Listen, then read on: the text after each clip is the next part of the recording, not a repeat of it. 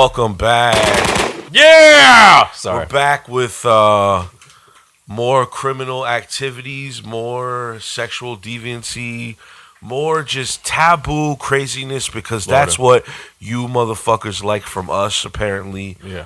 So we're going to hit you with another one. Here we go.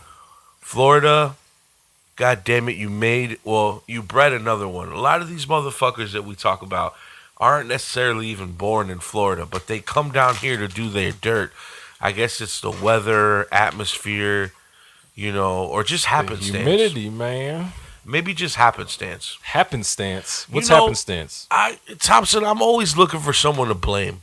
Why are you always looking for someone else to blame? Because in when you find out about people like this, you always got to ask yourself, yeah, they're the evil person, but what is the conditioning of that evil person that made them that way? Because we always find out, except for, of course, Jeffrey Dahmer, there's always going to be an anomaly. Break it down. Anomaly. There it is. Anomaly. Boom. There's always going to be an anomaly when it comes down to crazy motherfuckers, right? But when it comes down to serial killers, you sometimes get, more than not, you get a cookie cutter kind of sexually assaulted as a young kid, had an issue with mama, prostitute, right? Mother, abuse, drugs, most likely, heavy drugs, neglectness, tormented. Yeah. And now we bred this crazy killer. Yeah, yes, trauma trained the killer. Trauma on top of trauma.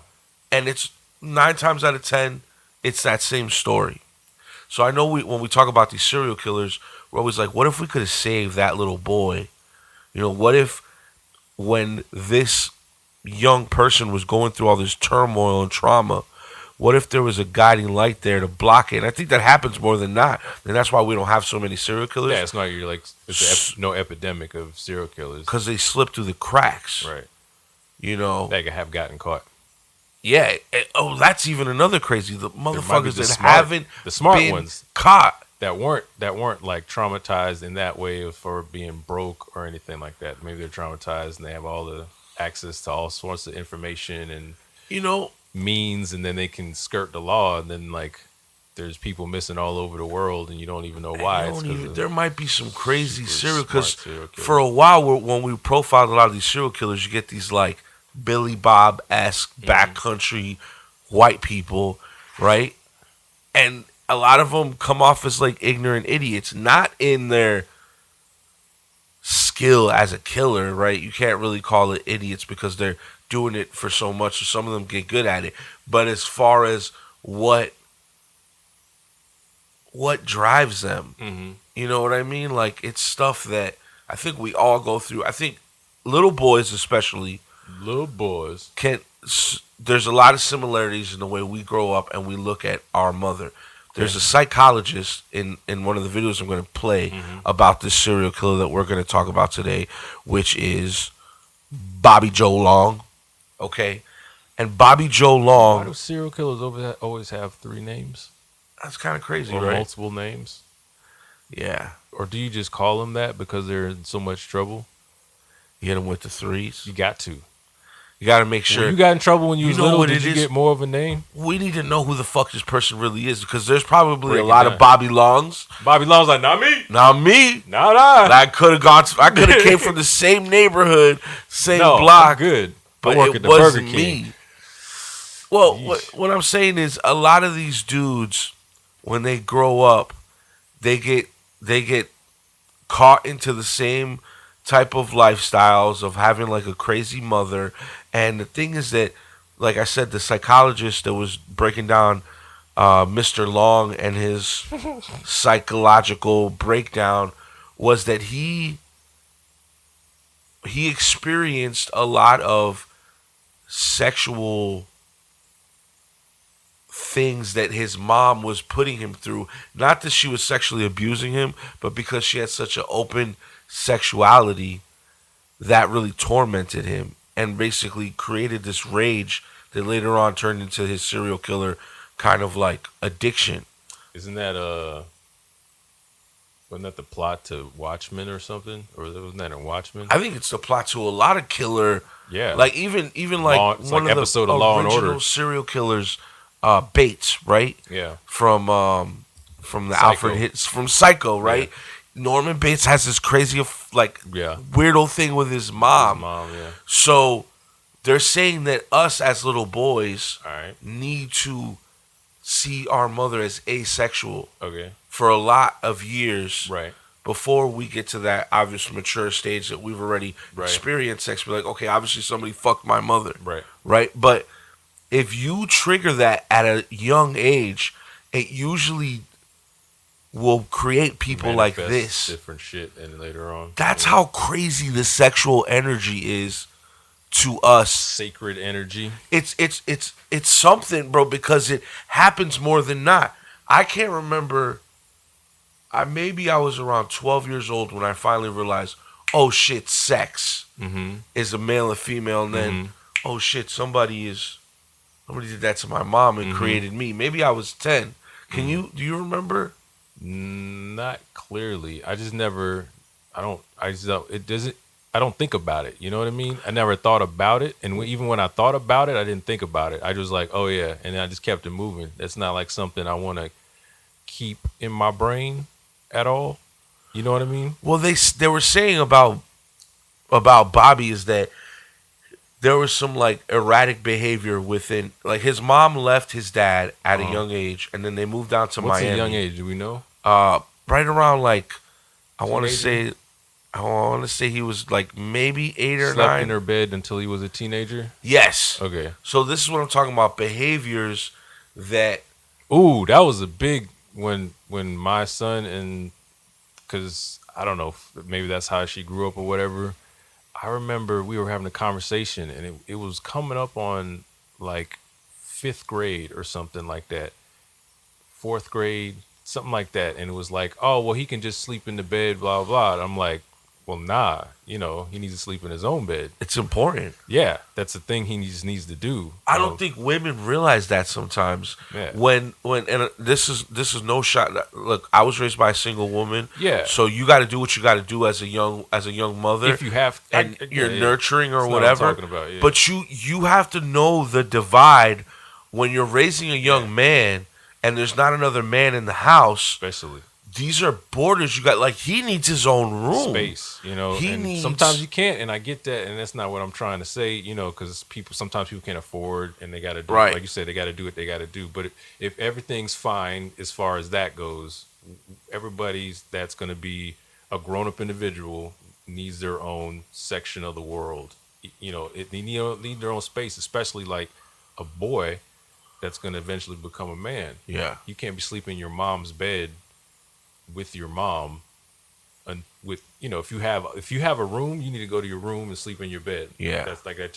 Or if your room is the couch or whatever it is, can't be sleeping with your mom till you can't be getting like woodies and shit, and your mom's in the bed. Like that's what the psychologists are saying that breeds these confused kids that grow up to be men, and now they have a sexual dysfunction there.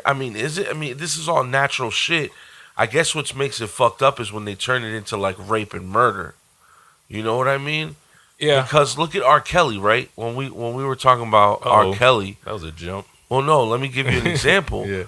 When we were watching this like 7-part series about R. Kelly, the documentary really goes in on how he had an affection that was a little more of an attraction to his mother. Right. Like he loved his mother unbelievably. He loves her. So who knows what type of indiscretions were going on with him and his mother that created this sexual deviant, because again, R. Kelly is maybe not a serial killer, but he was depraved, sexually driven, like just addicted to underage girls, and it was like having a bad cocaine addiction.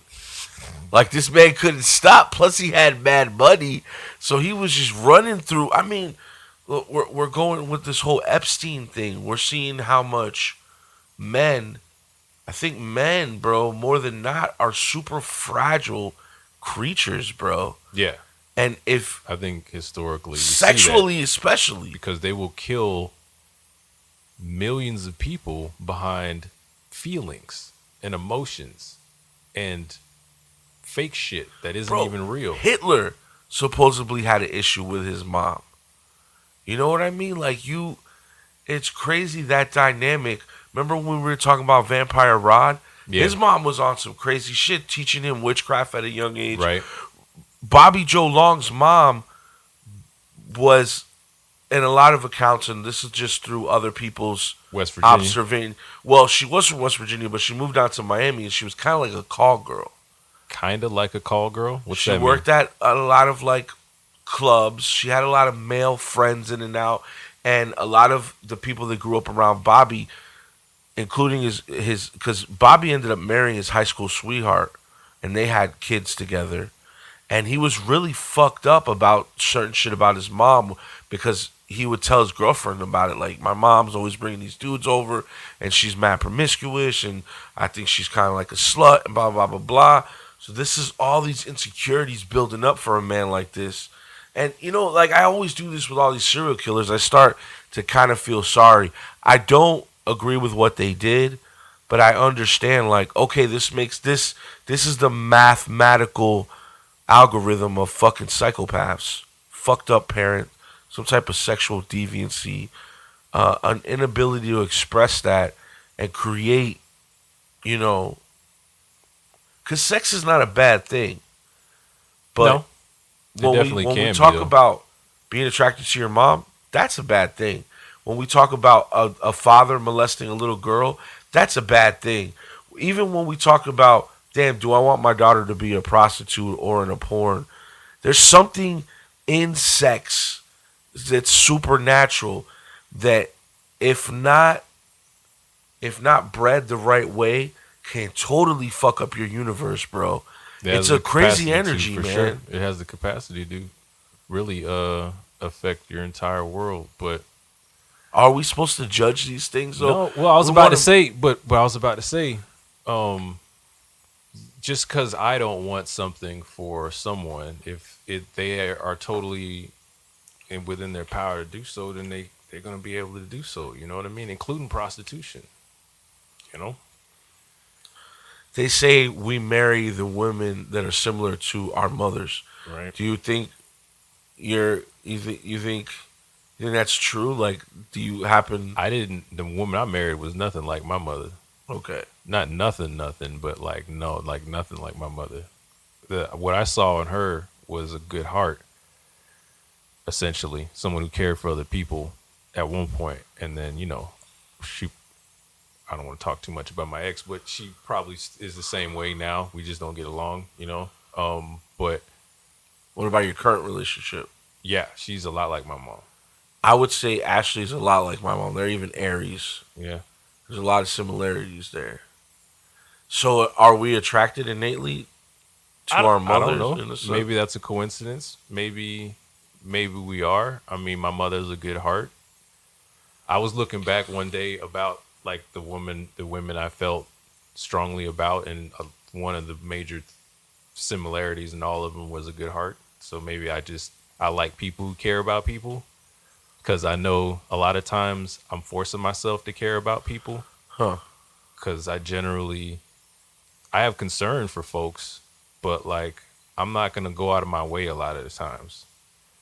People that I've been in love with have went out of their way to care about and lose sleep crying about people that had nothing to do with them. Yeah. And I've done that too in my life, but generally I don't.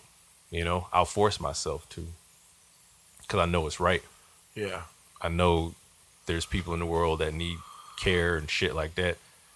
And it may not be fully genuine, but at least I'm trying. At least I'm doing something. That's how I feel, Yeah. But I know that I think if this guy fell in love with somebody that was like his mother, then it makes sense that he's a serial killer. Do you think because when you said that he was married, and had kids with a person after all of that, like, what's their pillow talk like? You know what I mean? Like, what are they? They do interview her, and apparently he was completely regular and normal. There was a couple instances when he was a little kid. They were out fishing, and he had every one of his homies had like one of those spears, and they started like because these are South Florida boys, so they're growing up at the time where like fishing is crazy, so they all decide to get spear guns. Well, Bobby comes across and he gets like a shotgun spear gun. So the difference between his spear gun is that his shit explodes with a shotgun shell at the end, where the other kids had like a spear. And one of the kids was saying that Bobby got a crazy adrenaline rush, and he was happy when he blew up this shark's head with the fucking thing. And of course, it's hindsight. Now he's saying like, oh shit, maybe that kind of made sense. According to Bobby's wife, he didn't start being weird or abusive to her until he got into a crazy motorcycle accident and hit his head, flew like 100 feet, hit his head. And some say that so the craziness of his childhood plus the concussion that he dealt with, like the CTE, it called? CTE, right? Yeah, CTE. Right, CTE. That was the catalyst of what really switched it on. Now, he didn't really start killing people, according to the investigation. It only lasted an 8-month strand. So it's not like he killed somebody when he was young and then he progressively built up. It was only 8 months of time. He's an 8-month serial killer? And he knocked out like 10 bitches. 10 women. Why? Oh, right, the bitches. I'm sorry, I just get triggered by that. I'm sorry. So he whacked these bitches, right? 10 of them. Oh man. I'm getting better at this. Hold on a second. So he whacked these women, victims, but before that, all he was 10 in 8 months. But check this out. Sorry. Before that, they found out later, right, that he had this thing where he would go on classified ads, and he would specifically look for like used children's furniture or women-related products. And he would call and see if the lady was going to be home by herself, so he can come check out said piece of furniture. And he started raping these women. Was a mom. And he was known. Well, there was a rapist in South Florida that was getting popular, that was based on answering these ads, right? So the investigators knew about him, but they couldn't add, not until he got caught for the murders that they found out. So, and this was before the concussion. So a lot of them say that maybe he just would have been a rapist and not a serial killer if the concussion didn't happen. Because after the concussion, maybe he would have just been a rapist and not a serial killer.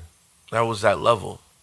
That's so crazy. You ever see that? There's a clip. It's part of a meme or something like that, where this huge dude walks into a door dressed in, he has a polka dot dress or something and like a fake wig on, and he says, "Let's not turn this rape into a murder." Yeah. That motherfucker really did that shit. It's because after the concussion, he starts to have fights with his wife at home, and it becomes an abusive relationship. So she ends up leaving him. When she leaves him, he moves to Tampa. Here comes the murders. This is when the murders start happening.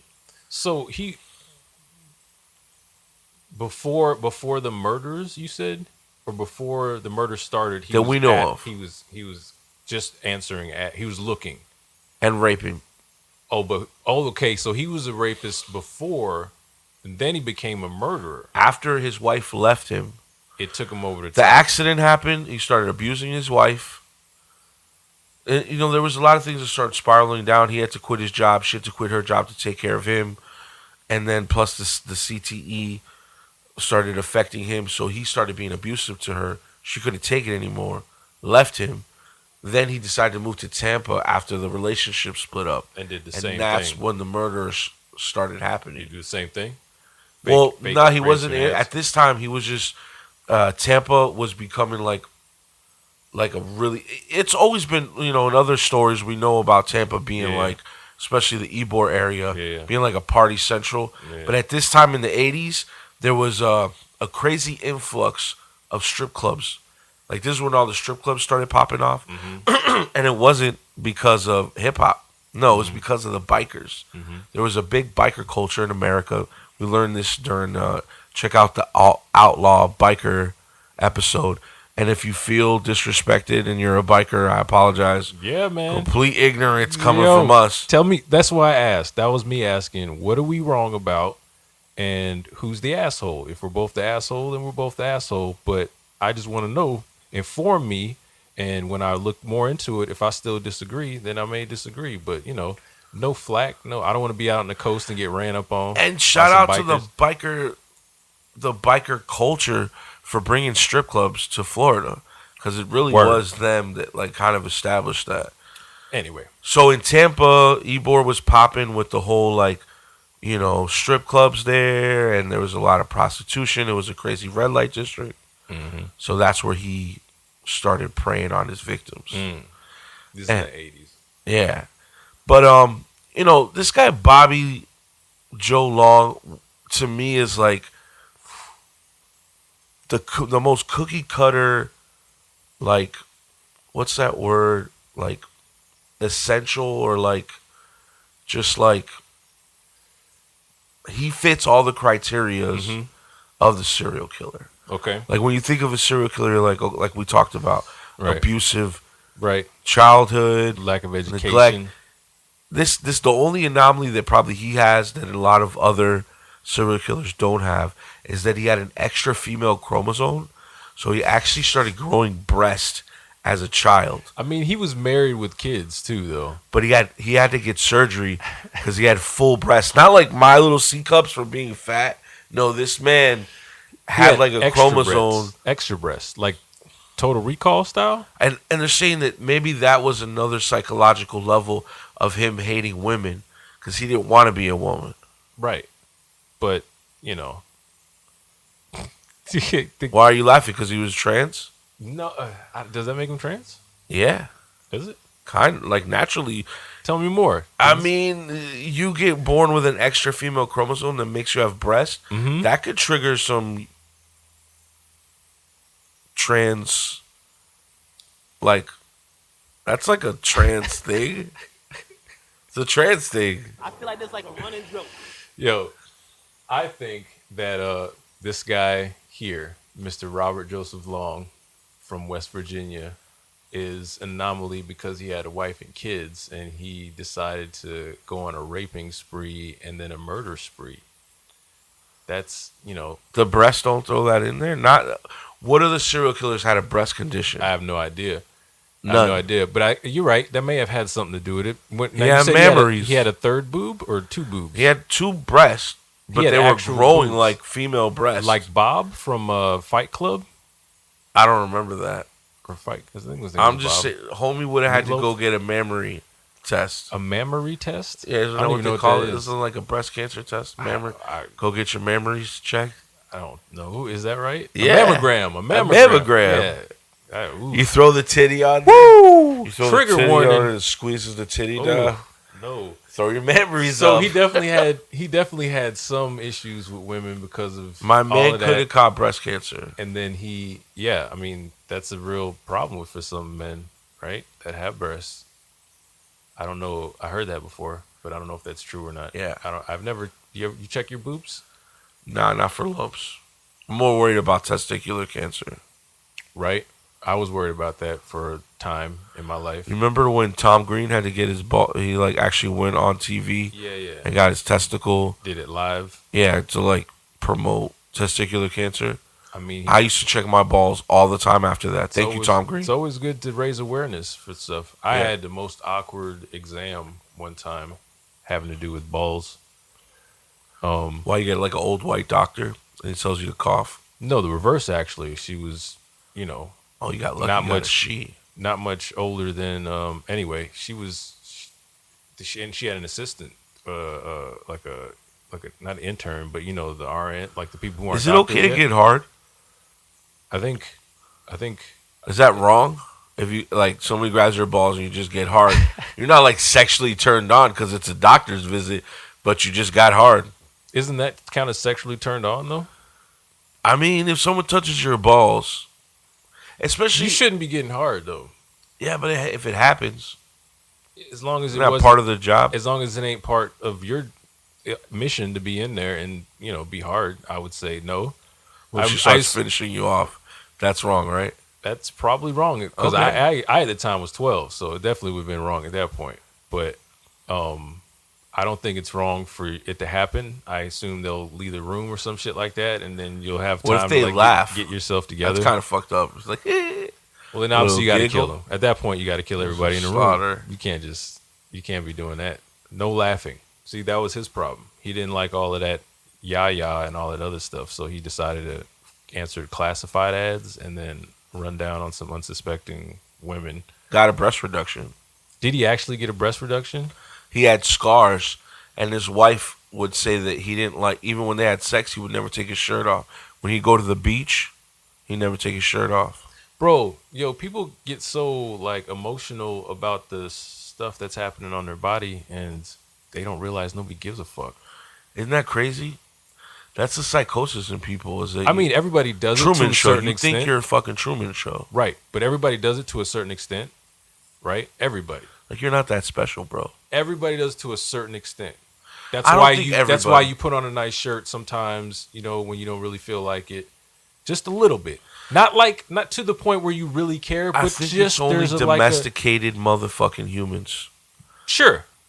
But even the people that don't give a fuck some kind of way somewhere at like even the most minute level that doesn't affect your everyday. But like, If you grew up in the forest, that's why people stand in line and all this other shit. And there's not everybody just. So if you grew up in the forest, sorry.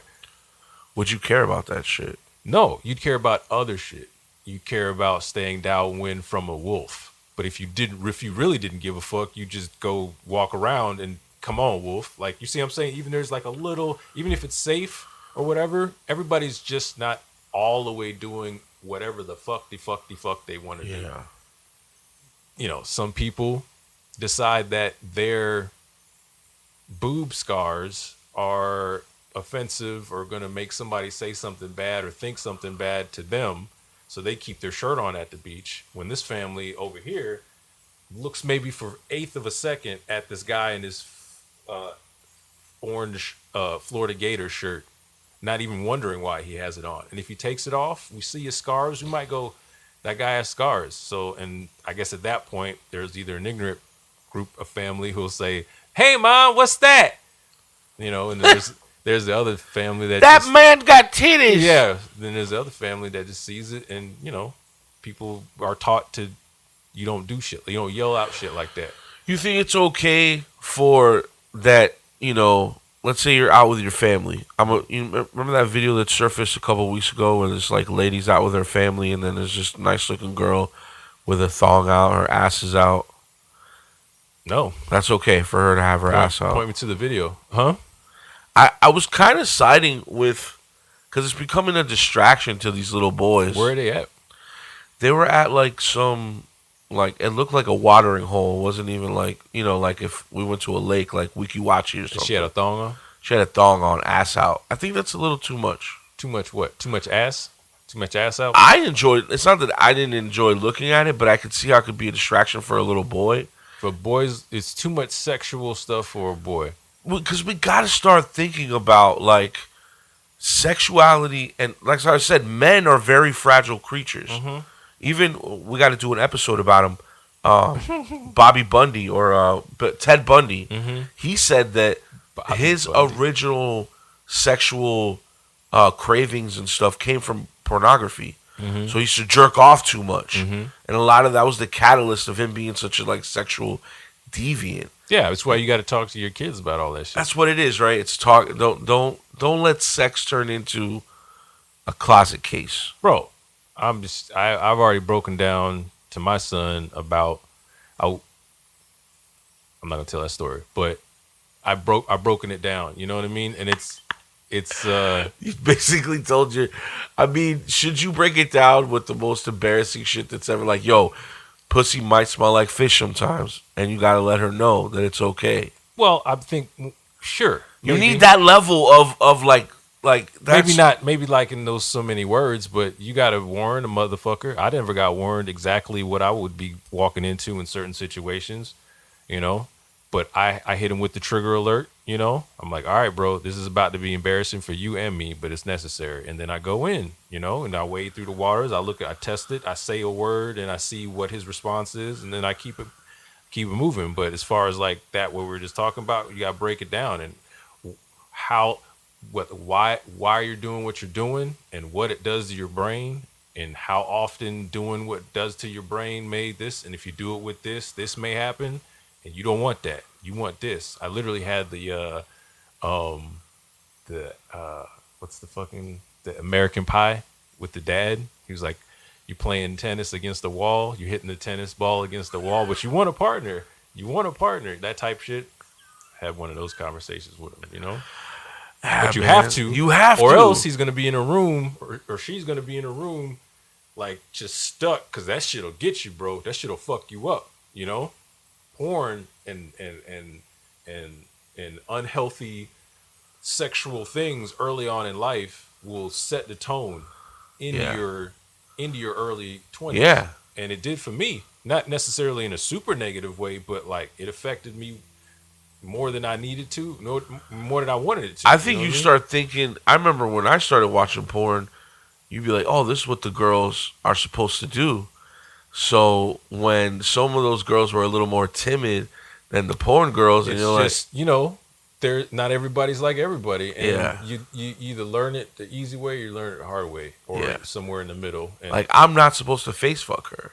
You're not supposed to just go in on everybody, you know. Some girls, well, that's what it's even like the choking thing. Some girls choke, like it this way, like it that way, but bro. Some of them want you to be like a surprise, like, oh my God, you're choking me! Yay! I didn't know I really liked this, but I do like this. It's hard to understand. It's a fucking crazy navigation. World, That part you do by yourself, but you need the. Hey, sometimes you just gotta navigate by yourself. What I do is I give you the life preserver, I give you the helmet. You know what I mean? I tell you how to ride the boat, not specifically. You know what I mean? But the whitewater, the rapids, and the rocks, and all that. What shit about Boosie? Boosie too much for me, bro. I can't do it like he do it. Like, yo, get my son's dick sucked too by much him. For me, man. Like, hey, someone's got to do it. Like I said, you got to ride the waves yourself, homie. But is it okay what Boosie does with his kids? Those are Boosie's kids. If it's not illegal, I guess. I mean, getting even if it's illegal, I mean, that's the thing. It's your children. Yeah. So I got this thing over. I always talk about how, you know, people get arrested. This person got arrested for letting their child ride a vert or something like that. Or I forgot what it was. It was like a skateboarding thing. Maybe it was a skateboarding thing. I really don't remember what it was. But people were upset, and I'm like, yo, I met a family from Romania, right? Their kids, while my son was playing at the gym, the jungle gym, their kids were on top of the roof of the jungle gym, jumping 12 feet.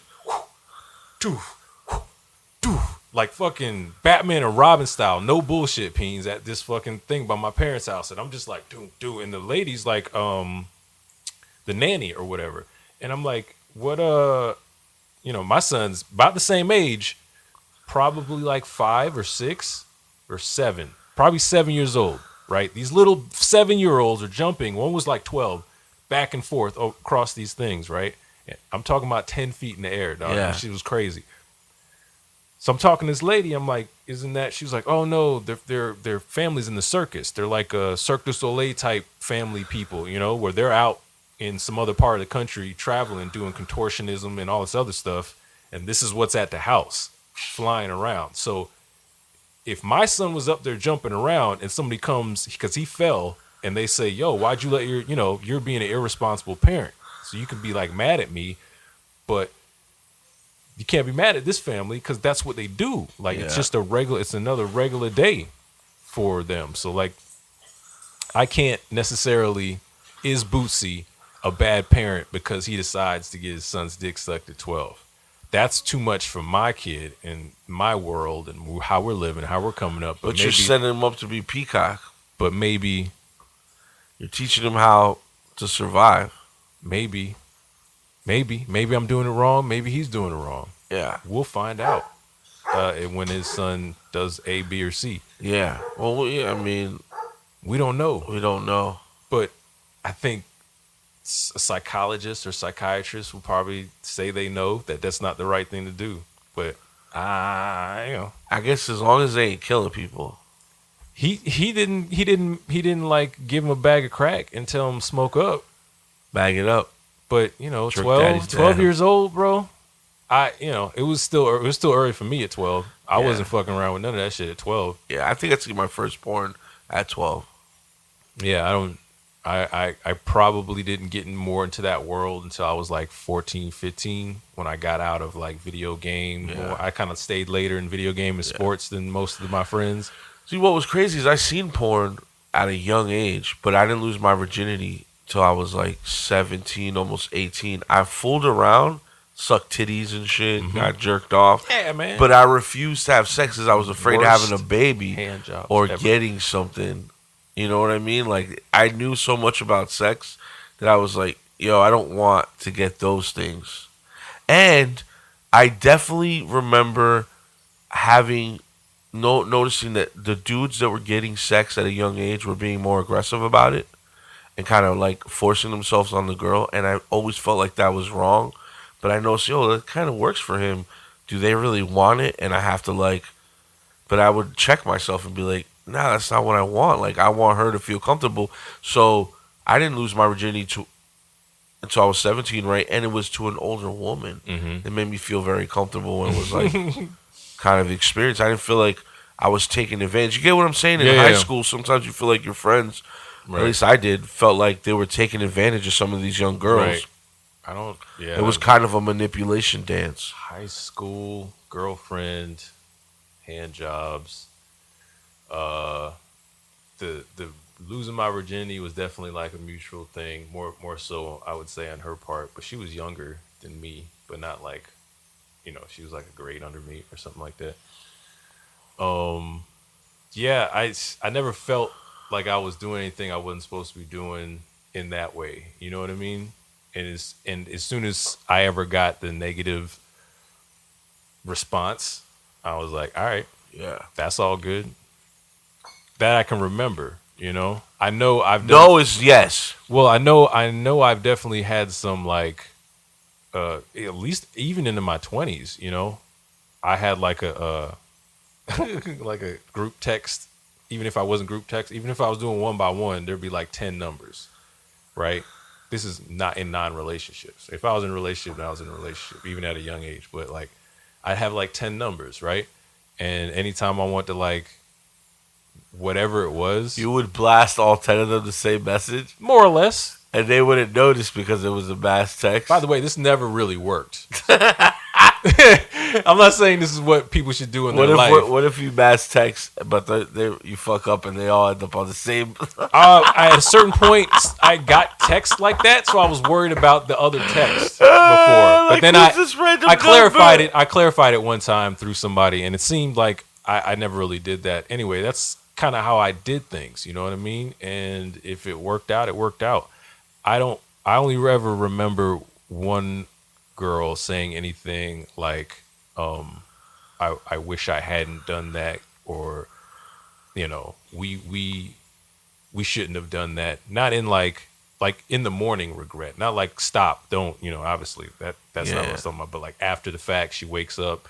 I even gave her my shirt or whatever, and she left the shirt outside my door on the fucking like side or whatever. Like, it was awkward. She didn't even want to take the shirt. Yeah. And it was like, I mean, it's that face and we do that as men. I think women too. And again, man, it's sex, bro. It's such a sacred thing. It's such an energy you have to respect. And if you don't, it can really take something from you. It's like when you have those nights you wake up, you're like, did I really have to do that? Yeah. Or when you have those nights you wake up, you're like, wow, what an amazing person. You know what I mean? Yeah, exactly. And it's like, it's just, like you decide sometimes just to exercise. Yeah, well, maybe that's what a lot of these serial killers get caught up with. It's an exercise, The ritual of it obviously is completely horrific and disgusting. Right. But they get off on that ritual, on being super dominant to the point of like murder. I guess these guys really hate their moms. women. For what? Yeah. Those are moms. So it's definitely like a mom, not like a female. I mean, thing. They would probably do other stuff to women, right? If it was just, I don't know. I have no idea. I'm not smart enough to even answer that question, but I know I've never in my life felt the need to force myself upon. But choking a bitch is okay. If she likes it, like, yeah, absolutely. I mean, that and makes the slaps. us all little serial killers. And the slaps. Serial killery. Slapping the ass, slapping the face, if that's something she wants, you know. Spit in her mouth. Bro, I had the wildest ride one time coming home from Dirty Bingo. Remember Dirty Bingo at a Peacock Room? I went from Dirty Bingo to the Colonial Lanes bowling alley. Ooh. And I That's where you fish. I closed out to the point where the bartender was like, all right, I'm going home. And then it was like the last person at the bar was this person. And it was the craziest fucking, it was like 2 hours of my life. It was the worst and the weirdest and it was just bad. It was a shit show and a movie and an epic, all of that. And I'm not even getting the details because I've seen it on your face. But it was all, you know, everything was asked for and received. At least you got to experience that, though. Yeah. Kimberlina is never going to be able to experience that. Oh. Kimberlina. Kimbo, she got angry at us. So that's okay. That's okay, Kim. Listen, it's the truth, though. Robert Joseph Long, October 14th, 1953, May 23rd, 2019, also known as Bobby Joe Long, was an American serial killer and rapist who was executed for the murder of Michelle Denise Sims. Long abducted, sexually assaulted, and murdered at least 10 women in the Tampa Bay area in Florida during an 8-month period in 1984. He released one of his last victims, 17-year-old Lisa McVeigh, after raping her over a period of 26 hours. McVeigh provided information to the police that enabled them to track him down. Long was sentenced to death for 2 of the 10 murders. He was executed by lethal injection on May 23, 2019. Long was born on October 14, 1953 in Canova, West Virginia to Joe and Louetta Longitude. Long suffered multiple head injuries as a child. Long also had a dysfunctional relationship with his mother. He slept in her bed until he was a teenager, and resented her multiple short-term boyfriends. Long married his high school girlfriend in 1974, with whom he had 2 children before she filed for divorce in 1980. Prior to the Tampa Bay area murders, Long had committed at least 50 rapes as the classified ad rapist in Fort Lauderdale, Ocala, Miami, and Dade County. Starting in 1981, Long answered classified ads for small appliances, and if he found a woman alone at home, he would rape her. Long was tried and convicted for rape in 1981 but requested a new trial, which was granted. The charges were later dropped. Before Long moved to Florida, he lived in Long Beach, California, on the 2500 block of Eucalyptus Avenue, where he rented a room from a woman named Kathy. Long dated a 17-year-old girl across the street from his rented room. Long began contacting women through the Penny Saver and other classified ads. When Long found a woman alone, he asked to use the bathroom, took out his rape kit and brutally raped and robbed the woman. These crimes were never prosecuted by the local California authorities, in part because the statute of limitations had already expired by the time he was caught. Long moved to the Tampa Bay area in 1983. Long's first victim was discovered in May 1984, when the Hillsborough County Sheriff's Office, HCSO, was called to a crime scene where the body of a nude woman had been found. This began an intensive investigation into the abduction, rape, and murder of at least 10 women in 3 counties in the Tampa Bay area, Hillsborough, Pasco, and Pinellas, involving the personnel from the HCSO, the FBI, the Tampa Police Department, TPD, the Pasco County Sheriff's Office, PCSO, and the Florida Department of Law Enforcement, FDLE. The bodies of the victims were typically found in a state of decomposition long after the murders, having been dumped near a rural roadside and dragged into the woods. In 1984, while on probation for assault, Long began driving around, in a 1978 Dodge Magnum looking for victims in areas known for prostitution and in bars where women were found alone. Long claimed that his victims approached him, and he would persuade them to enter his car and took them to his apartment. Long would then bind the victims with rope and ligature collars he had fashioned, using a variety of rope knots. Long later confessed that he derived sadistic pleasure from the abduction, rape, and brutal murder of his victims, some of whom he strangled to death. Others he killed by slitting their throats or bludgeoning them. Long would then arrange his victims' bodies in unique positions, or display. Of Long's 10 known victims, 5 of the women were identified as known prostitutes, 2 as exotic dancers. The remaining 3 victims were a factory worker, a student, and 1 had an unknown occupation. At the time of his capture, Long was wanted in 3 Tampa Bay area jurisdictions where investigators had collected multiple forms of forensic evidence, including clothing, carpet fibers, semen, ligature marks, and rope knots. Long was arrested outside a movie theater on November 16, 1984, and charged with the sexual battery and kidnapping of Lisa McVeigh. Long signed a formal Miranda waiver, and consented to questioning. After the detectives procured a confession for the McVeigh case, their questioning focused on a series of unsolved sexual battery homicides in the Tampa Bay area. As the detectives questioned Long about the murders, he replied, "I'd rather not answer that." The detectives continued the interrogation, and handed Long photographs of the various murder victims. At this point, Long stated, "The complexion of things sure have changed since you came back into the room. I think I might need an attorney." No attorney was provided, and Long eventually confessed to 8 murders in Hillsborough County, and 1 murder in Pasco County. Fiber evidence analysis by the FBI linked Long's vehicle to most of his victims.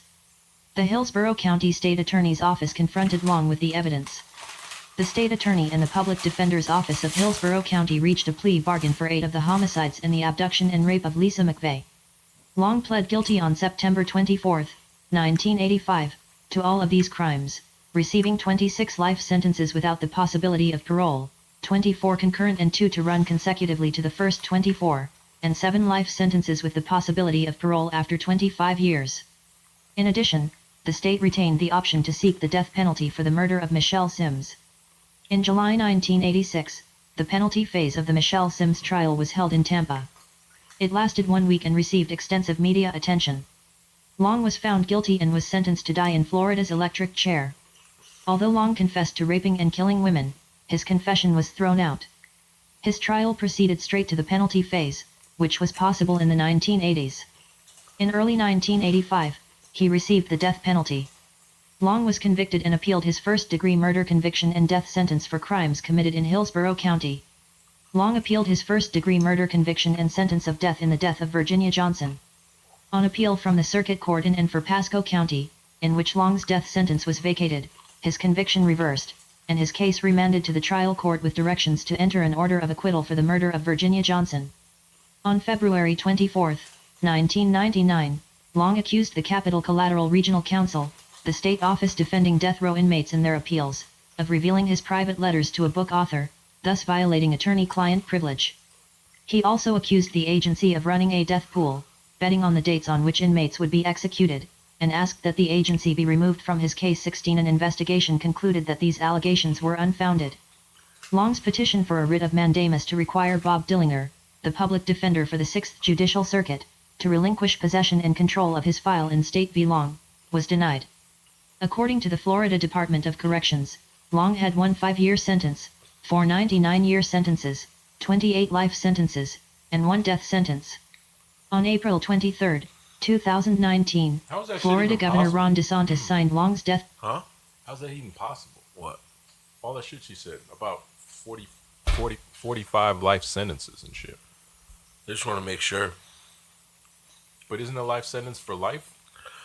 I just want to make sure. What if some type of loophole happens and in 40 years or some other shit?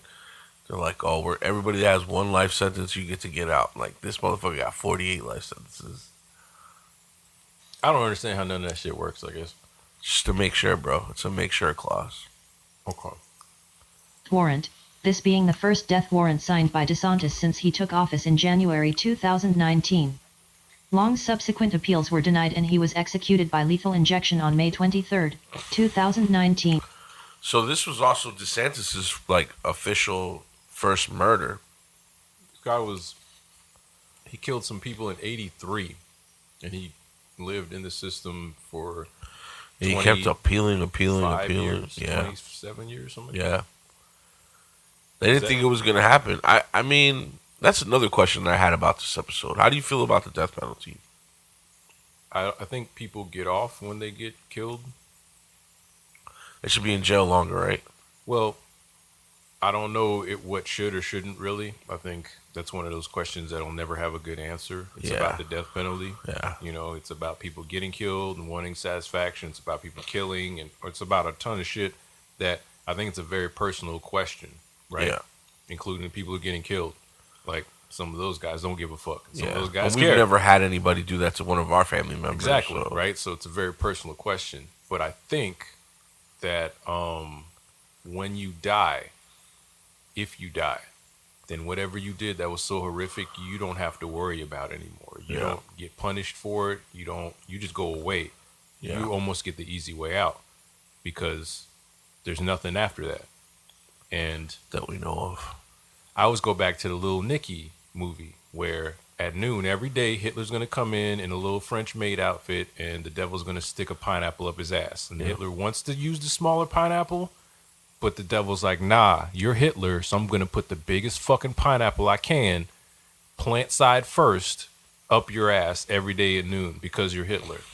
And that, it's weird, but that rang true for me about the death penalty in my head at that moment. It was about the death penalty in my head. It probably wasn't, and more than likely wasn't. But when I think of the death penalty, I think you get to go away. You raped, you killed, you murdered, you whatever. And people think you should die too. Okay. If that's how you feel, that's how you feel. And your feelings are valid and your feelings are correct. Yeah. In your way, in my way, whatever.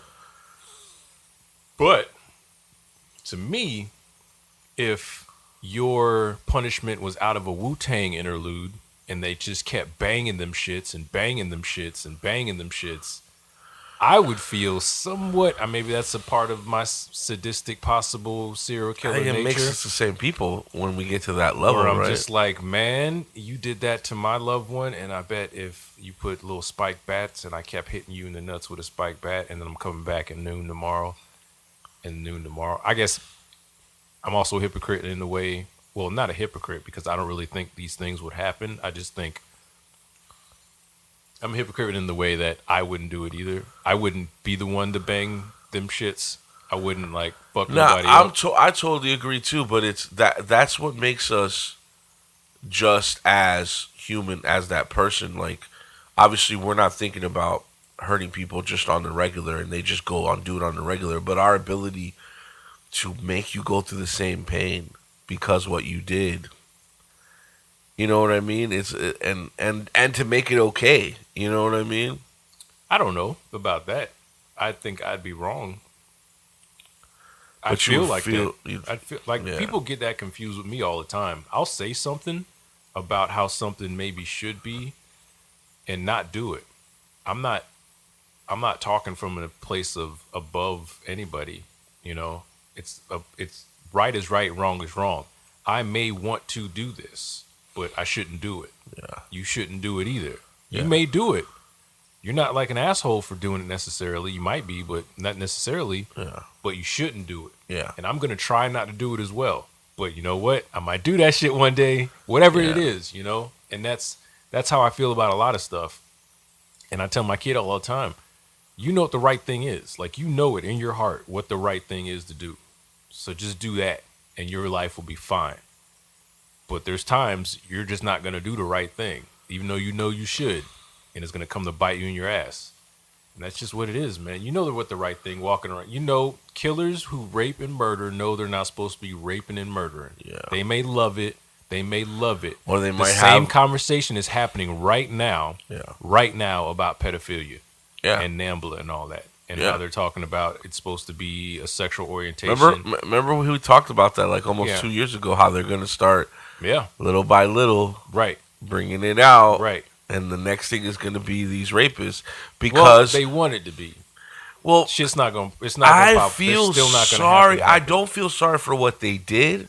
Right. That shit's fucked up. But, well, hold on. But the way you were raised in the Hold conditioning. on, before we get enough tangent again, that part goes into what I'm talking about here, where it's like, you know it's wrong.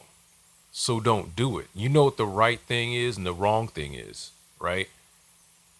Man boy love is not right. You know it. Sure, the little kid may say that he loves you or something because you trained him to, but he's a little fucking kid, or he's a 12-year-old fucking kid, or he's a whatever year old kid, and that's how they feel in the moment because you motherfuckers think Santa Claus is real. Stop it. Yeah. Right? So it's wrong, and you know it's wrong, so that's why we can be mad at you now. The argument they try to conflate or put together with it, or like try to mix it up into like the same argument, is that it's a preference or a sexual orientation, or it's whatever. Their brain works different. Like your brain is wired differently if you feel that toward a child. Right. You didn't ask for that. You don't make that happen. Whatever. Like your brain that's just now. That being said, whatever you want to call it, you're sick, you have a disease, you have a sexual orientation that is something that is illegal and traumatizing towards somebody else potentially.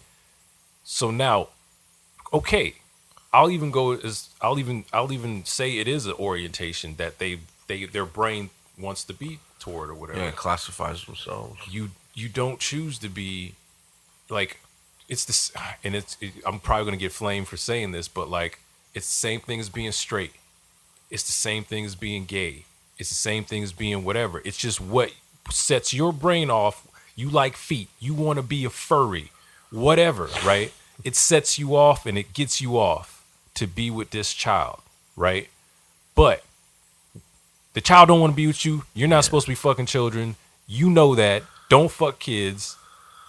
That shit, you don't know. You know what I mean? Like that part of it. What about those Japanese dolls? Like there's like little kid dolls. There's sex dolls. Again, it's not real. So I don't think it's right that people fuck little weird kid dolls or anything like that. But if it keeps them from fucking a real kid, then okay, whatever, dog. Go do that shit in your house somewhere and not in the middle of where everybody else can see it.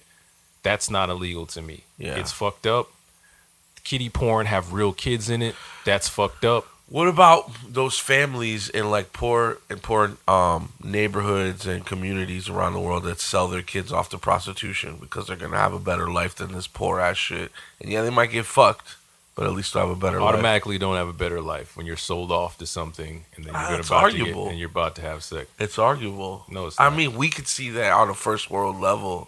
No, man, you're being passed around and used as something you don't want to do, and you're just a sex slave. You're not better. Your lifestyle, you may have nicer things, or you may swim in the pool and eat food every day. But then why does it happen so much? Because people are terrible, and money talks. Because people are terrible and money talks. That's how poor they are. No. The people who sell them off. In China, there's literally communities that sell their daughter off. I know. They become prostitutes. I know. Then they even send money back after they've been sold off because they're trying to collect money for the only boy that's in the family, so that boy grows up to be something, hopefully, and it changes the legacy of the family. Yeah. This is okay. It's not okay. Why? Because it happens, it's okay? No, because it's a condition within the community, and it just... How does it make it okay, though? Because it happens? Because it's part of their culture now. How does it make it okay? Because it's part of their culture. That doesn't make things okay. Well, in our eyes, because we live... No, at all. Just because something's part of something's culture doesn't make it okay. I'm asking you, how does it make it okay? You can't do that. There's certain things... What do you mean? In other people's cultures that we might look at like, nah, you shouldn't do that, but they do it, and it is what it is. I agree with those statements. They do it, and it is what it is. I ask you, how is it okay? Because it's culturally accepted. Culture accepted by their culture, so then that makes it fine. Okay, I still disagree with that too. I disagree also, but no, with that only because just I ultimately live things being in the okay. first world, and I'm even allowed to see that as a negative outcome.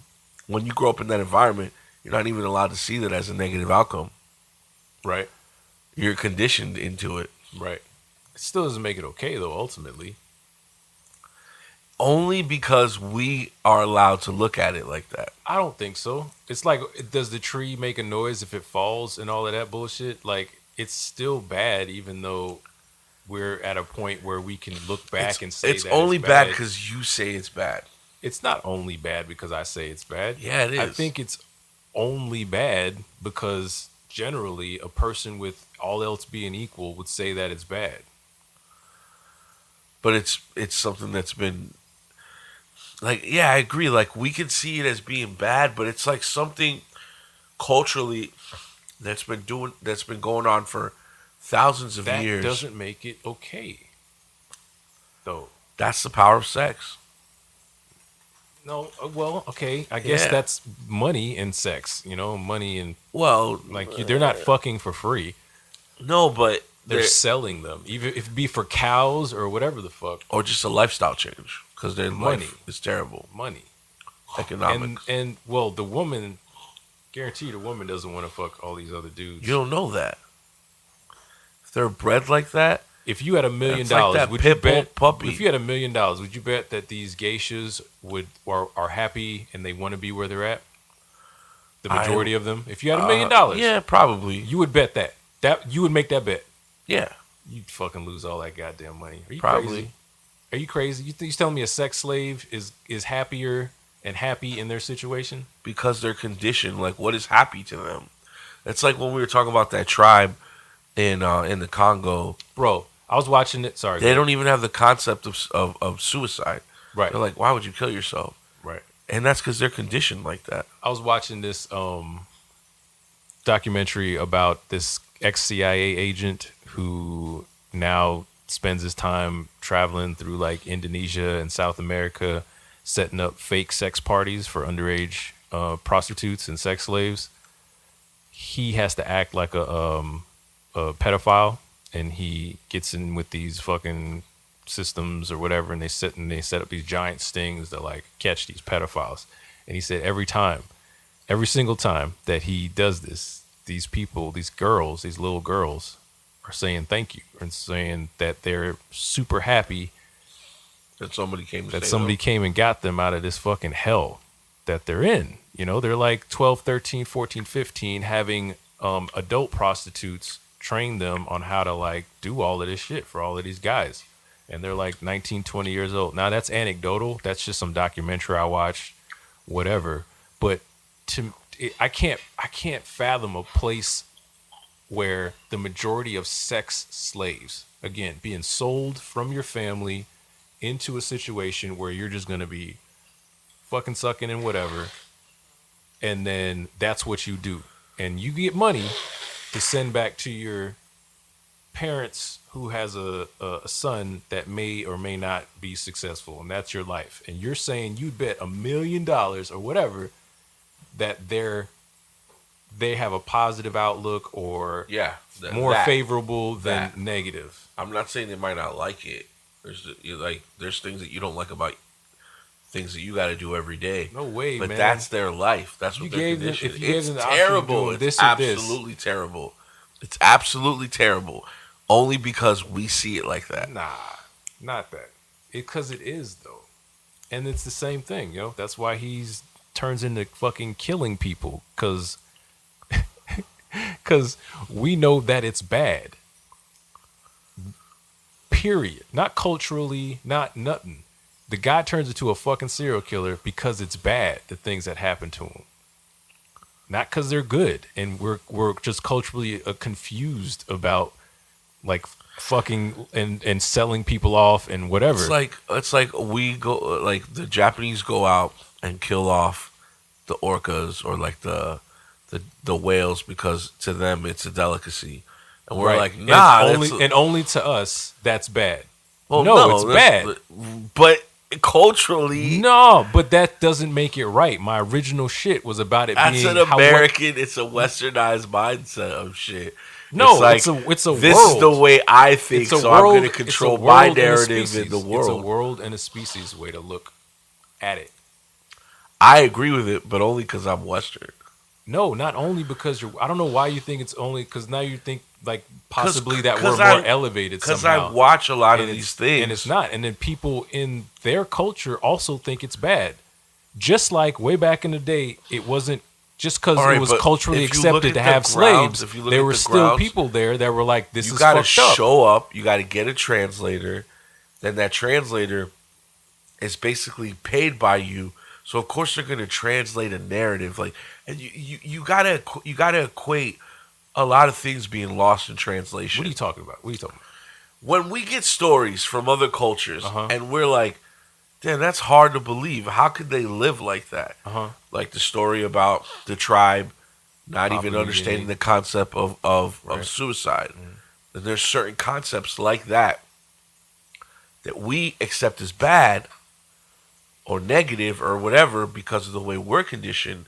And then you could go to any parts of the world, not just prostitution, but other things can be looked at as a negative, but it's actually a positive in their eyes.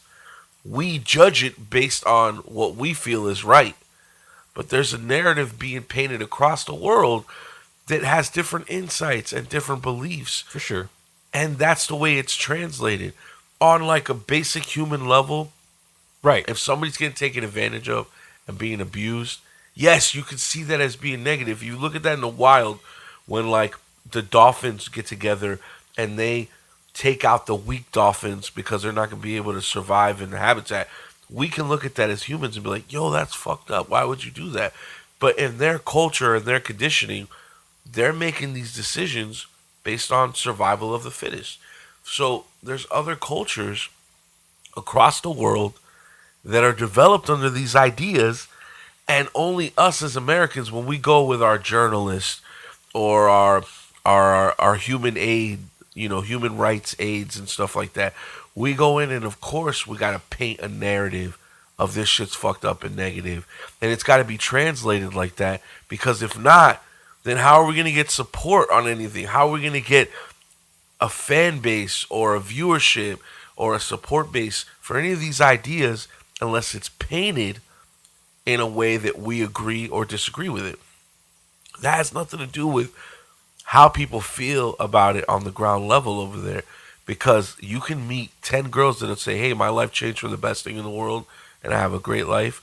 Or you can meet 10 girls that'll be like, nah, I'm super abused. This guy's a super piece of shit. Or you can meet down the middle. It's like, what are you looking for? It exists out there for a reason. It's a culture. So there is no wrong and right in there because it's producing itself. If you want to go in there with your mindset and find what's wrong with it, you're going to find what's wrong with it. Or you can go in there and find what's right with it. The point is that it exists, and it's been there like that for thousands of years. We just get caught up with it because of the way we interpret sexuality and the way we're conditioned within our culture. Yes, American, even like the serial killer shit really started in America because of all the crazy Hold on, no, taboo we're not shit. done talking about sex trafficking yet. And how at some level the women are happy about it culturally somewhere in the world. Right? Women happy they just accept it. So how does that make it okay? Because it's happening. That doesn't make it okay, Peens. You understand that, right? Just because something happens and is happening doesn't make it okay. That can't be your answer for it. My answer is you're going to make whatever you feel like is okay and whatever you feel like is negative based on your conditioning. Sure, you think you sure, but ultimately there is a right and there is a wrong. Let's go with the suicide angle, where they don't understand. They don't understand it because they don't think they put more value on something than we do or something like that. But does that change whether suicide is right or wrong? It's arguable. No, it's not. You go away and you don't come back. That's bad. That's arguable. That's bad. Like You turn yourself off. That's bad. If you're on your like fourth level of cancer, It's all bad then. Every choice is bad then. But killing yourself is bad no matter what. Even if you're gonna get a whole bunch of like money to send to your kid or whatever, it's bad. Like it's a bad thing. Turning yourself off is a bad thing because there's off and there's on. On is life. Off is death. No matter what level, why, or whatever reasoning, whatever you're dying every day and you got the worst pain you've ever had in your life. You can't, you take a piss and acid comes out and you just want to die. It's still bad. It's still a bad thing. There's no good in it at all. Yeah, it is. It's a peaceful, like, no. let go. Yeah, you're going. You're dead. You're gone. You're in a better place. Sure, maybe. If that's what you believe. That's all I'm saying. If that's what you believe. That's the most important thing is what you believe. It is. It is. It absolutely is. But you're still outside gone. of that, you're still gone. There is you're no dead. wrong there's or right. No, there's what no, you believe. There's no good in it. There's ultimately there's whether something is bad or good. People could say religion is bad.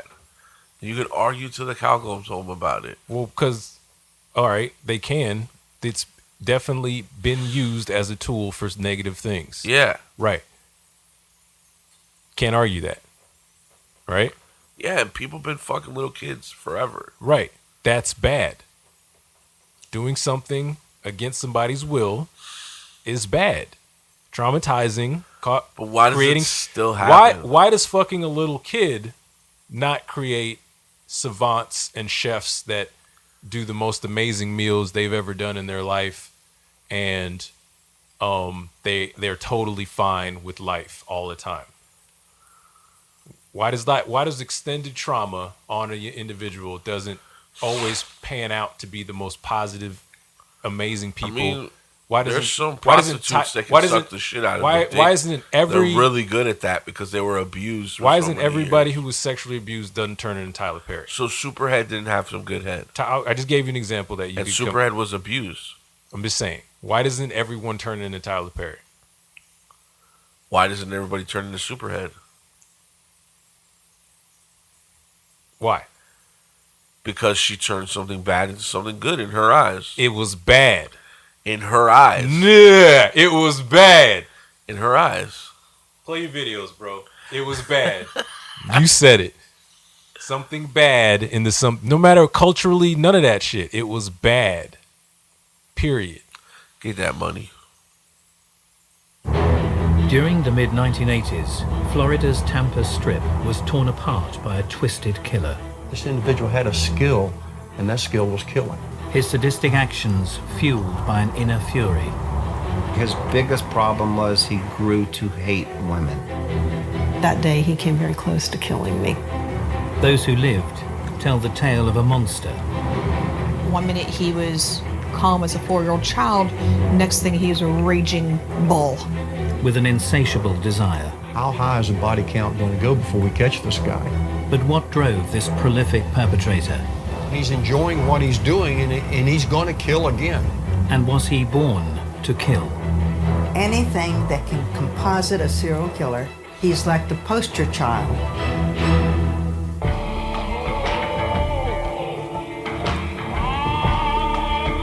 Florida.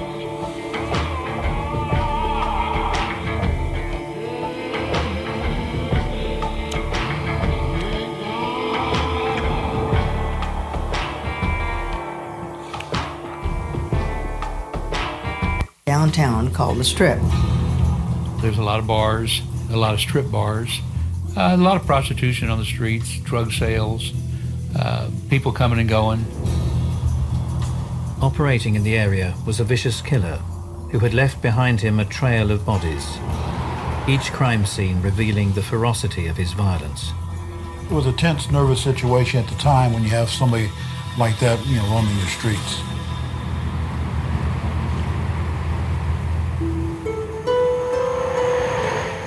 On the night of the 3rd of November 1984, 17-year-old Lisa McVeigh was on her way home, following a double shift at a local donut shop. I always took the same route on the way home. It was always dark, but it just seemed darker that night than usual. So I'm pedaling my bicycle on the sidewalk, but a car went by and blew the horn. And I'm thinking, that was kind of odd. Why would a car go by and blow a horn? I'm on the sidewalk. I got halfway down the street. I noticed there was a car in the parking lot of the church. And I looked back to the church again, and next thing I know, I was just yanked off my bicycle. It felt like 3 or 4 guys just just jerked me off my bike to no end. And then I felt the cold steel barrel of a gun in my left temple. He dragged me across the street. I couldn't see his face, but he got me to the car, same car I had seen in the parking lot.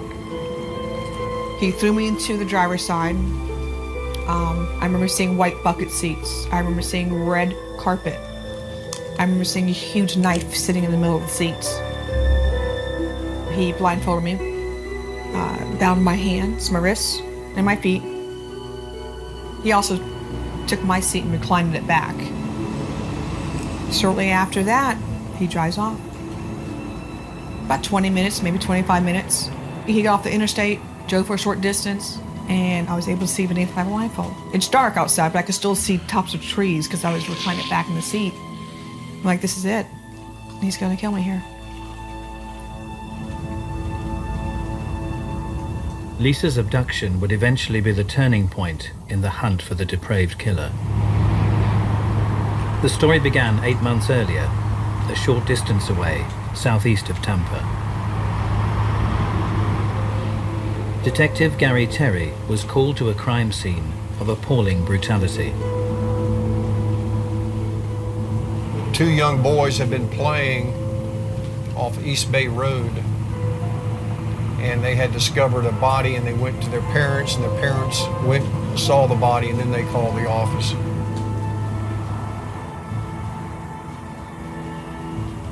When I arrived at the scene, we had some units already in position. Patrol units had already cordoned off the area. There was a barricade just down here a little ways. The children had been playing beyond the barricade, and that's where they found the body. That should look way different. She was lying on her stomach with her head facing in the southwest direction. Her legs were spread. We measured from one heel to the other, and that distance was approximately 5 foot 1 inches in width. God damn. She had her hands bound behind her back. That's not even natural. He had to break something. There was a ligature about her neck. It wasn't until we cut the ligature off at the medical examiner's office that you could actually see a lead, like or leash-like effect from the ligature. The cause of death of this particular victim was asphyxiation or strangulation. As investigators examined the shocking scene, they would unearth a distinctive piece of evidence. We recovered tire impressions, and then of course the crucial evidence is that we found the red trilobal nylon fiber. They could not say where it came from. Trilobal. What? And of course, this day and time, you think Trilobal? Red trilobal? Yeah, what's that? Fiber. Why are you saying it like you know what that is? It's because it's carpet. DNA. Well, 1984, there was no DNA. Why you say that like you know it? The body was eventually identified as that of Lana Long, a dancer who worked on Tampa's infamous strip. In the mid-'80s, we had very rarely had homicide victims bound. So that really caused, a red flag to alert us that, we had a problem on our hands.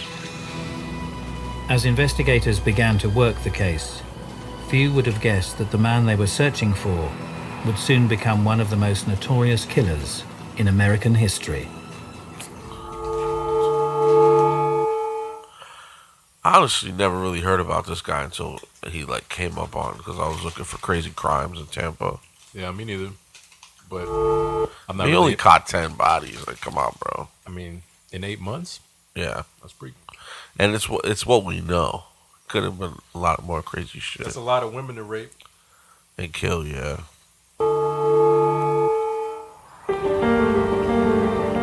In May 1984, exotic dancer Lana Long had been brutally raped and sadistically strangled before being dumped in a rural area near Tampa, Florida. Despite a lack of witnesses, the perpetrator had left some clues at the scene, including a distinctive red fiber. When Gary Terry received a call about the discovery of a second body, he quickly began to fear the worst. I can vividly remember driving on the way to the homicide scene, telling myself, please don't let this person be bound. And that's the first thing I asked the deputy at protecting the crime scene. Is this victim bound? And he said, yes, sir, she is. The body was that of prostitute Michelle Sims. She'd been found in a secluded lover's lane, east of Tampa City. When they called me on that particular crime, and of course, right off the bat, you're trying to say to yourself, is this related to the first one we found just several weeks earlier? Now we're approaching, this is the area right here. Yo, it's got to be hard to be a detective in Florida and then do like forensic shit, because if you haven't found the body or whatever by 3 o'clock in the afternoon, that evidence probably gonna be gone. Rained It's out. gonna rain the fuck And out. it's hot as fuck. The humidity. Yeah. Downpour just like this while we're processing the crime scene. That's why you got that red fibrotermola. Did you say it right that time? I Yeah. feel like you said it wrong that time. I did say it wrong, but you knew what it was. Basically, that stuff can go through any weather. Right. When we got to the scene, she had a ligature around her neck and she also had her throat cut. We found the pieces of rope that were used, and they all seemed to be cut in same length. This kind of gives you an indication that this wasn't just a quick crime. This is something that somebody has planned. Despite challenging weather and rough terrain, detectives uncovered a crucial piece of evidence. In close proximity to her body was a sandy area. You had the tire impressions. We were able to get an entire roll of the tire from one end to one end, and we were able to match that to portions of that we were able to get at the other crime scene for Lana Long. The presence of the distinctive red fiber, also seen at the murder of Lana Long, confirmed that Tampa indeed had a serial killer stalking the area. They're both females. They are nude. They're taken out of the city, dumped in the county, and they have ligatures attached. And it just jumps out at you that these two cases should be related or connected. In other words, the same killer is most likely responsible for these two cases. The brutal murders had abruptly ended the troubled lives of the two working girls. 30 years previously, another single woman searching for an escape had arrived in the Sunshine State. Newly separated Luella Long had left her hometown in West Virginia in 1955 with her 2-year-old son, Bobby Joe. However, their new life together proved to be far from easy. He had a series of injuries. He fell off a swing, and when he regained consciousness, he had a stick in his eye. Oh, God. The more serious was the one where a car hit him. Oh, God. And he was hospitalized. But when a car hits a child, it's going to cause damage. He had an attention disorder, as well as a misformed chin. Oh, what? Luella's chosen What about the career in titties? Miami would create further complications at home. She tried to wait tables and things like that, but she couldn't make a living. And so she found a job at a place called Big Daddy's down there. And it was a bar lounge. And that's when the trouble really started with her son, Bobby Joe, and herself, because he didn't like the way she was dressed to go to work in scanty clothes, and he just was a very unhappy little boy. As he grew older, Bobby Joe's relationship with his mother became increasingly strained.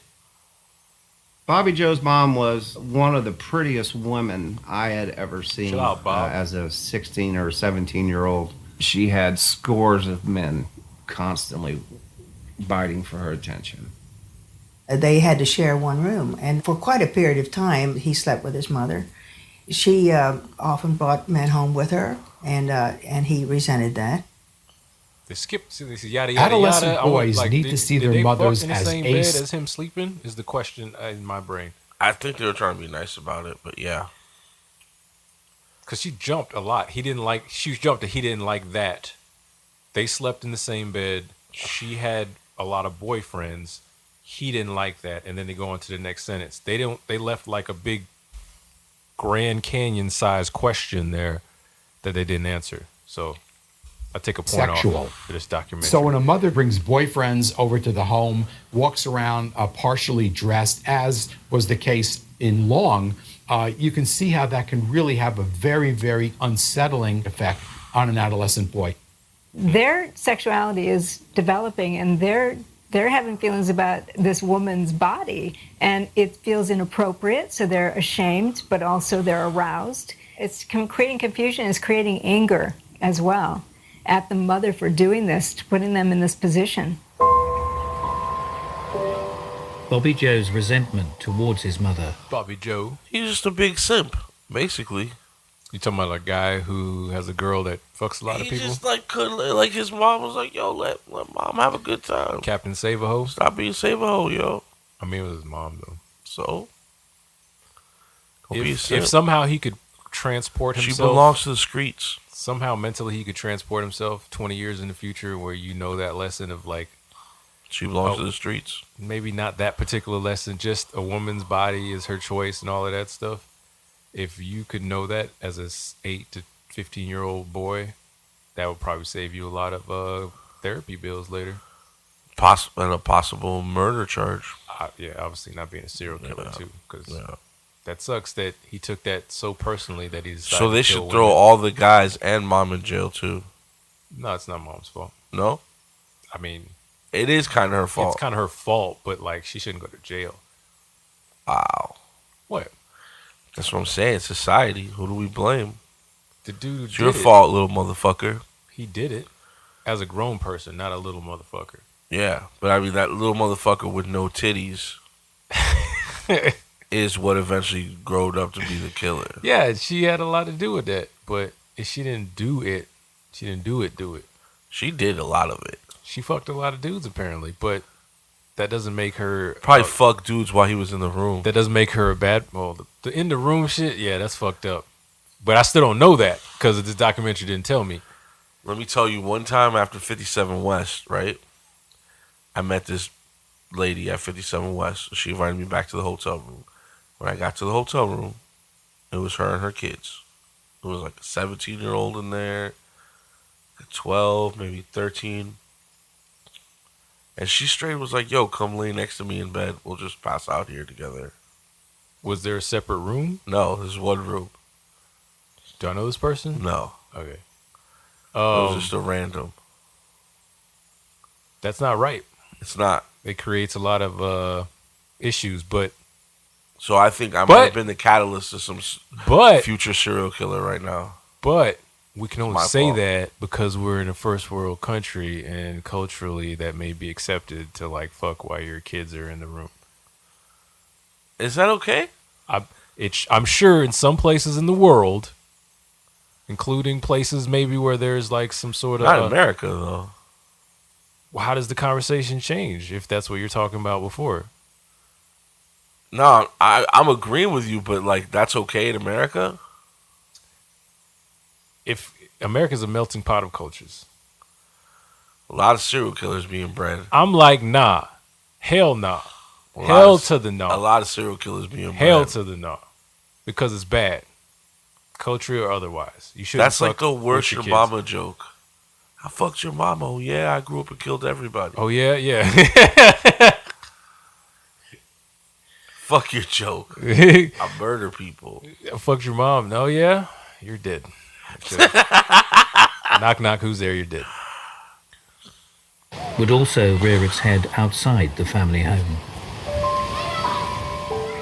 Well, I tried very hard to be a good mother to Bobby Joe, and she would often take him to the Bobby beach. Joe. And once he almost drowned, and he held her accountable. Look at his that titties. She was looking at other men when she should be looking at him.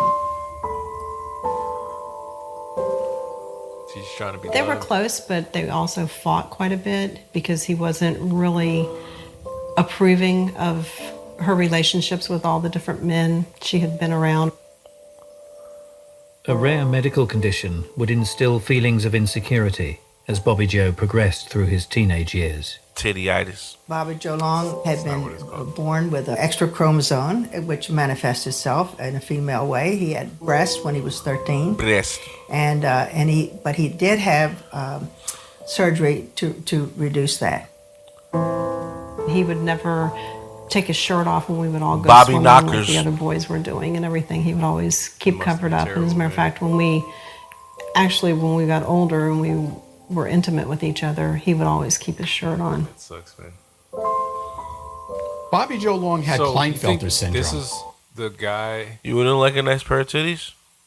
So you don't think this is the guy from, or you think this may be who the guy is based on Fight Club? Because that guy's name was Bob. as well. Really? Mm-hmm. He started Fight Club because he had titties? He didn't start Fight. He was one of the guys. He's Meatloaf, the Meatloaf character. Remember Meatloaf in Fight Club? I have to rewatch that movie. All I remember would, is like, Brad crying Pitt and Edward dude. Norton. I think. Yeah, Edward Norton. He's like crying into Bob's tits. Yeah, man. I wonder if that's because he kind of even looks like him. Maybe. It's weird. Maybe we find an Easter egg. I'm gonna look that up. Bobby Joe Long titties. Bobby Long. Bobby Long titties. Bobby a Droopy. double X chromosome in the cells, and it has a Double number X. of negative consequences. One of which is gynecomastia. Gynecomastia. That's what the guy had. And you can see Gynecomastia. how a child or an adolescent would be brutally That's what I pleased, have, gynecomastia. for a boy Yeah, man. developing breasts. I know So for a first of all, fact as the- the type of asshole I had known to be, I would have made fun of a kid with titties. Hell yeah. Like if he had real titties, I would have called them titties, and I would have made fun of him for that. And up until around probably 6th grade, I'd have made fun of, because elementary school I was a piece of shit, absolute piece of shit. After elementary school, I turned over to you think you helped foster some serial killers that you don't know about yet? Yes, They're out there. I've slapped kids before. Wow. Just because they pissed me off. Damn, you could have been a serial killer. I was a bad kid up until around 6th grade. I used to steal money from the teachers. And then it was like, I'm done with this life. Mm-hmm. Basically. And it's parenting. It was the household, I think, among other things, but it's generally probably just male. That's cool that it manifested just to that. Yeah. It just, it happens. I don't necessarily ever think I was a bad kid. I've done some like illegal shit, but I don't think I've ever done anything that's like bad. Right. Where I feel like I do illegal shit, but I don't do like bad shit. It's different. Bad, like where I'm like, I gotta think about that now. Humiliation of his own body, and then he also had to undergo a number of surgeries to get these breasts reduced, which also is embarrassing and painful, and would probably make him resent women. I wonder why that would. 13 years later, in 1984, Hey, Bobby, you got a nice set of across the knockers. state on the Gulf Coast, 2 women working the Tampa Strip had been brutally strangled by a single killer. I don't like her picture of like As police pursued, who takes It's a weird pictures selfie. like this? It's like a weird selfie. Like if you're driving, taking a picture of yourself. I don't think they were taking selfies when she took that picture. the cases, Apparently they the were, body count Keens. continued to rise. 2 more women were murdered in quick succession, but the MO appeared to be at odds with the first 2 victims. That was the body of Elizabeth Laudenbach. Laudenbach? She was fully clothed. She was not bound. Maybe he didn't do There that was one. no obvious trauma to the body. Because sometimes when these like spree killings happen, then you can like, for sure, all these 2 are so totally the same. We found the same carbon fiber, intellectual, whatever the fuck that shit was that I got the first time.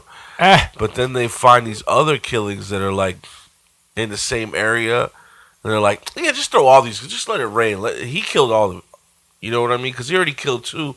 Let's just throw some extra bodies. Because some of these other bodies don't have the same consistencies as far as like being bound. And I've seen that in only in scripted dramas where they, like The Wire did that, where they just X'd a whole bunch off of them just to. Yeah. It's like any other job, right? Where you're just trying to clear the board. Yeah. But hopefully that didn't happen. because you don't want to let a killer go for the sake of make your job easier. I don't know. There was a good podcast. Joe Rogan had these two guys on there about the inaccuracies in the system of like people like when you have like teeth expert and like just stupid, like you can hire, if you have the right budget, you can hire anybody to be an expert. That's an expert, and then now that's your corroborating witness, and then now this is the whole case is based on y'all's teeth look the same. Yeah. You know what I mean? Like, I don't know. At the next murder scene, Detective Gary Terry observed differences even more significant than the last. Oh, Gary. The property owner came out of the sod farm. On this particular evening, after dark, he locked the gate and then walked over to the barbed wire fence here. And it was at this location that he actually discovered Chanel's body. It was lying underneath the fence. So is this While there were some 5? similarities, the biggest difference was the fact that this victim was black, not white like our previous victims. See what I'm saying? And another big difference was the fact that she had suffered a gunshot wound to the back of the neck. I don't know. Despite these discrepancies, Chanel Williams had been a prostitute working the Tampa Strip. Forensic examination of both crime scenes would irrefutably link all the murders to just one killer.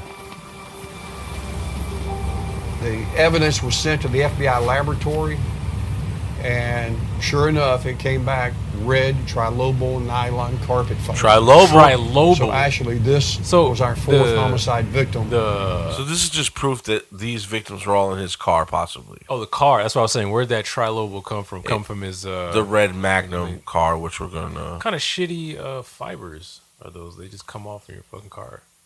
Like that. It's a dandruffy-ass car. Bobby's attitude deteriorated. His school life would start to suffer. He was a poor sport, didn't like to lose. Bitch. Managed to skip school as much as he could possibly get away with. And I don't believe he even show me your friends, graduated high school. Tell you who you are. He was not accepted at school. It was his manner more than anything else. Serial killer, homie, got to say. Mostly he was scrappy. Mostly he was brash. He was not refined in any way.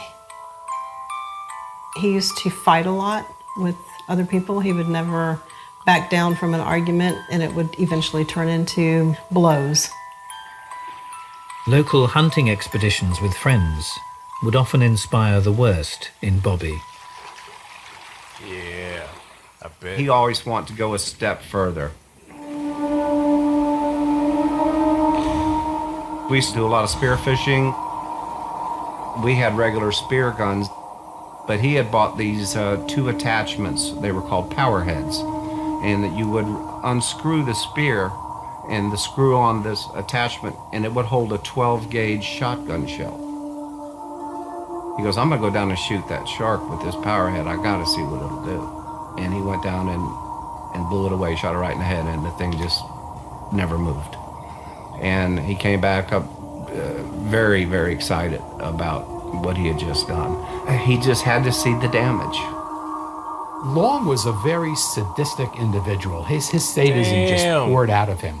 And one thing he said, which was interesting, was he really didn't understand what made him do this. And that's probably true. Right. That's the scary part. Despite these displays of aggression, it's bad, but you do the one shit girl anyway. would stand. That's the scariest part. Yeah. You have no control over it, and you're just like, it's controlling you, you know? Yeah, you just do that. You just kill people. He's from 63rd. And by him. Childhood sweetheart Cindy was convinced Bobby Joe Long was her destiny. As soon as I met Bob, I just, a young girl in love, and I just figured that was who was going to be my husband.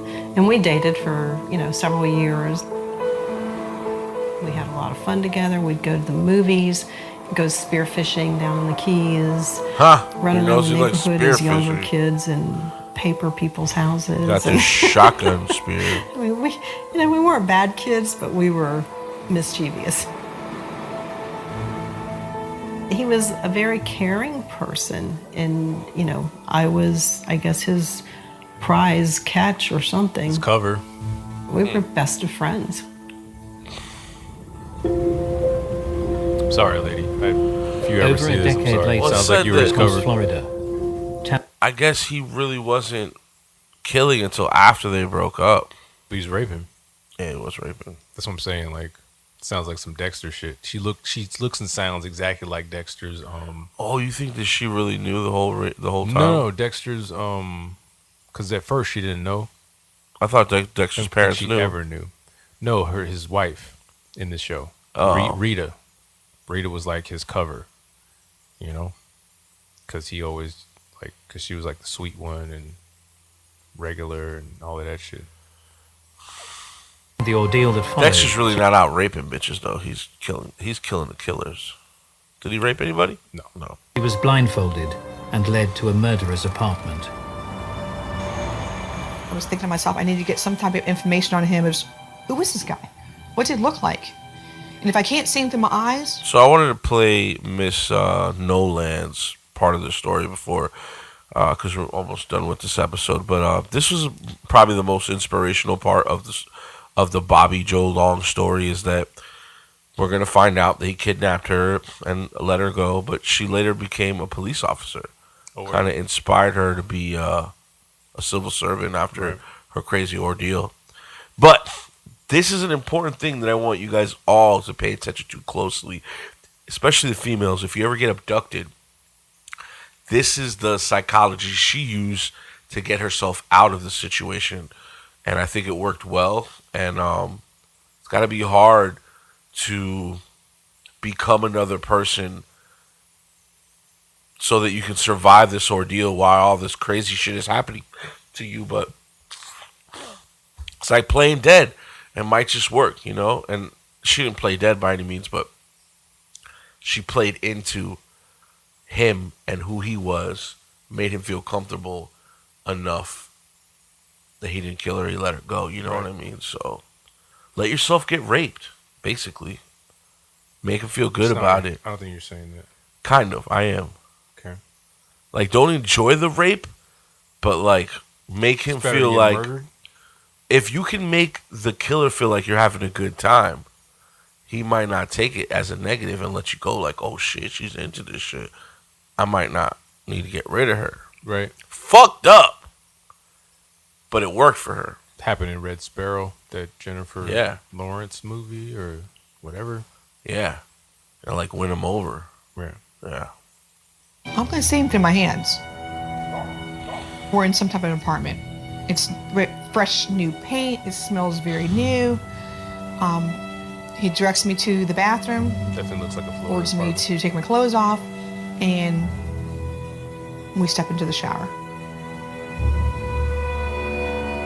Despite being subjected to repeated abuse, Lisa learned to placate the man, whose anger was fierce and unpredictable. His demeanor was very aggressive. I mean, I did what he told me to do. I was afraid if I didn't, he would kill me.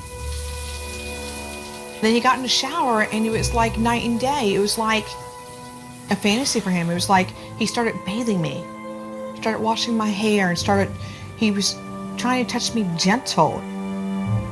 He would hold me for a second, and all of a sudden become this aggressive monster again. It was like 1 minute he was calm as a 4-year-old child, next thing he was a raging bull. I remember that we had a conversation, and at one point during the conversation, I asked him, I said, why are you doing this to me? He said he was doing this to me because he was getting back at women in general for a really bad breakup with another girl. And then right after that, he puts my hand on his face. And again, he starts to soften up, like he's trying to live a fantasy of a boyfriend or girlfriend relationship. He guides my hands over his face. Now I'm seeing what he looks like. He's got pockmarked face, a small, clean-cut mustache, small ears, small nose, thick eyebrows, short hair. It was like I just saw him through my hands. Weird-looking breasts. You really think that's the After catalyst? 26. That's definitely the catalyst. The whole reason he's doing all this because of the boobs.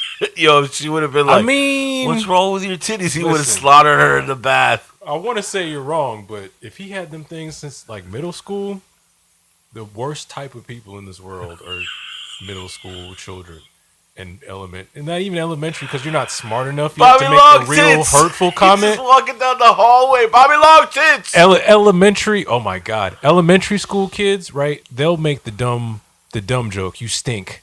You're ugly. You got titties. Something like that. But once you get into middle school and high school, people start reading books and getting creative. Developing. And he's got boobs. Yeah. No good, man. Yeah. It might have been. What are those? The whole reason he did any of that shit was because the way he was treated as a kid. So, wow. I can't believe that is actually what I just came to the conclusion of. Like, it was because of his boobs. I mean, obviously his mom didn't help. And we're still not clear if she had sex with the dudes in the bed. I think the CTE had a lot to do. And the head injuries. And he got hit by a car when he was a little boy. You know what I mean? Head injuries will do that to you. It'll change your personality. But she was completely... Let's finish with this. Torturous hours. Lisa was convinced that her end was near. About 3 o'clock in the morning, he got me dressed. And he asked me, what am I supposed to do with you? And I said to him, it's like, why I'm blindfolded and still tied up. I said, listen, this is how I played on his heart. So listen, I know you said that you've done this to other women before because of a broken relationship. It's unfortunate how we met. You seem like a nice guy. I can take care of you. I'll be your girlfriend. And I won't tell anybody how we met. And that guy, I'm thinking, no, I can't keep you. Where do you live? And it opened the door of, I will go ahead and drop you off in the area you live in. Upon her release, Lisa was able to recount her ordeal to investigators. However, as her case was centered around abduction, it was not initially linked to the serial killer operator. So that's the whole thing. Are you supposed to be nice to these people, man? I mean, killing them with like kindness could act. I mean, especially when you're like at the guy's place, like you're at, like you could possibly get murdered at any given moment. It's a good lesson just in life, because I'm not even talking about at the guy's place. Treat people nice unconditionally. Dog, if in 8th grade you were there and you knew Bobby Long and you were like, Bobby, you got some nice tits, Bobby. Either that or just like not saying anything about it at all and just being his friend regardless. That Billy Madison, man, I'm glad I called that guy, because you never know, man.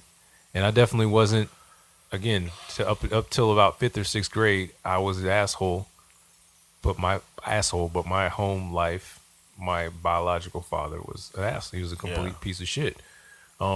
Nothing, I never got abused sexually, but I definitely got physically fucked up a bunch. And it had to do with alcohol. So like there's, and it formed my life.